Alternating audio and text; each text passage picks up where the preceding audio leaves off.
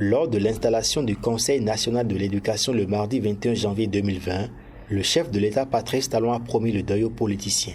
À en croire le chef de l'État, à travers le CNE qui vient d'être installé, les politiciens ne pourront plus avoir la même mise sur l'éducation. Ainsi, seuls les sachants du domaine pourront conduire les affaires de l'école béninoise afin qu'elle sorte des sentiers battus.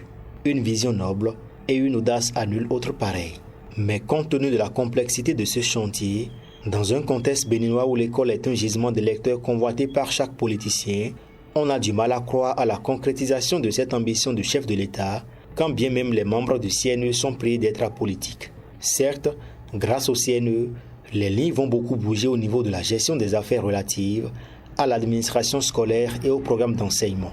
Cependant, tant que les politiciens continueront d'investir dans les infrastructures immobilières scolaires, ce qui jusque-là constitue un casse-tête pour les pouvoirs publics, la dépolitisation de l'école restera un vœu pieux.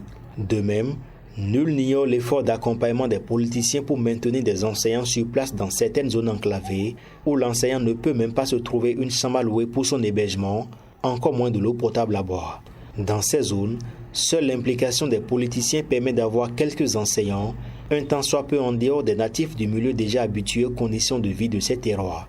Dans un contexte du genre, il serait difficile que l'école soit gérée dans ces milieux sans aucune prise en compte de la volonté de politiciens. Ainsi donc, dans cet élan, c'est à croire que Patrice Talon essaie de faire brouter de l'herbe au lion. Ce sera un sevrage très difficile. Encore que même si les affectations se faisaient dans les règles de l'art, cela n'empêcherait pas l'enseignant de tenir des discours politiques dans sa classe à des fins bien précises, sachant que les apprenants sont de véritables vecteurs de communication dans les milieux ruraux. Néanmoins, il est important de savoir que la réalisation de ce vœu du chef de l'État est le seul gage d'une école nouvelle au Bénin.